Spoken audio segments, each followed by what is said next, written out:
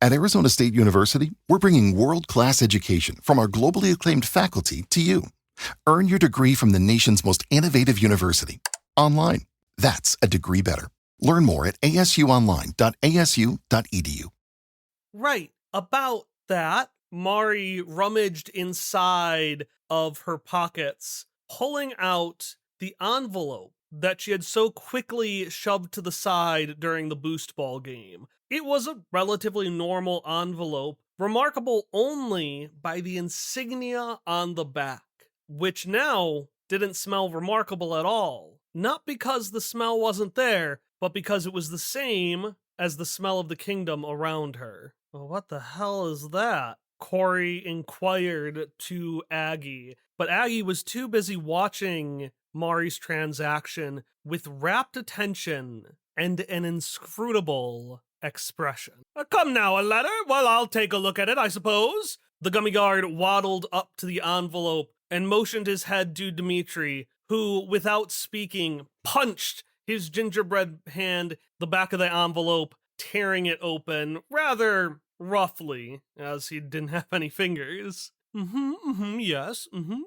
Oh! The gummy guard doubled back, looking up at Mari with newfound respect. My apologies, Miss Marigold. Why, yes, of course, come in. He motioned behind him, and while the palace was invisible, so you couldn't actually see anything, you could hear the sound of the front gates opening up. And to be fair, once they had opened, you could see inside the interior of the foyer.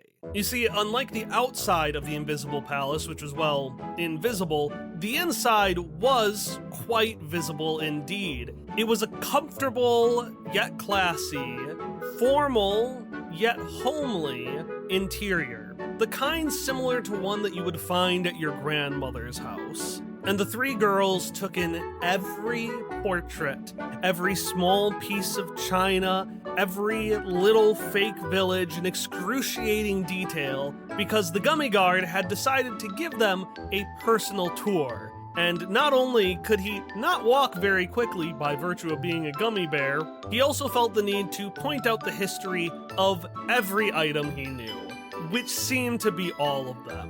Corey could not care less, as the most curious thing to her was right in front of her. So, what was that? She said, sidling up next to Mari, who tried her hardest to ignore Corey's question, just staring forward and pretending to follow along with the gummy guard's explanations.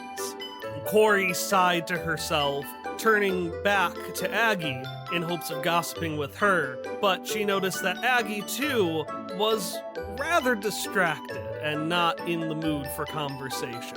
All right, well then I'll make my own fun, Corey announced to the two girls under her breath, waiting for the perfect corner with which to slip into a doorway that the guard did not want her to go into. With a 10, she did not successfully get away, being quickly jerked back by Aggie. But she was able to peek into the room for just enough time to notice something that would help her later on. For now, though, there was nothing to do but to walk as slowly as she could imagine, wondering if maybe being consumed by the strings wasn't the worst thing that could have happened to her after all. Well, the Scotch triplets have made it into the Invisible Palace, and now are presumably on their way to see the interim queen. What they don't know, however, is that there's been a problem going on in Anquan. And that's my question. What problem is the country currently facing?